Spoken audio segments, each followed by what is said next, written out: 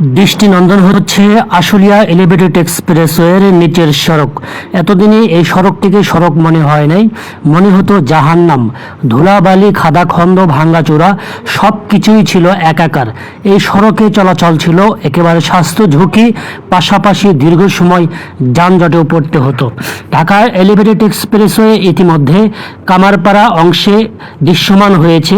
এর ফলে নিচের সড়কটিকে করা হচ্ছে দৃষ্টিনন্দন। শুধু সড়ক নয়, পাশাপাশি ড্রেন এবং ফুটপাতটিকেও করা হচ্ছে দৃষ্টিনন্দন। তবে মনে হচ্ছে এই সড়কটি যখন পুনরায় চালু হয়ে যাবে, তরকারির দোকান এই ফুটপাতগুলি অবশ্যই দখলে নেবে। বাংলাদেশের কালচার বা বাংলাদেশে একটি নিয়মে পরিণত হয়েছে ফুটপাত। কর্তৃপক্ষকে অনুরোধ জানাবো ভিডিওর মাধ্যমে এই সড়কগুলোকে যেন সবসময় নিয়ন্ত্রণে রাখা হয়।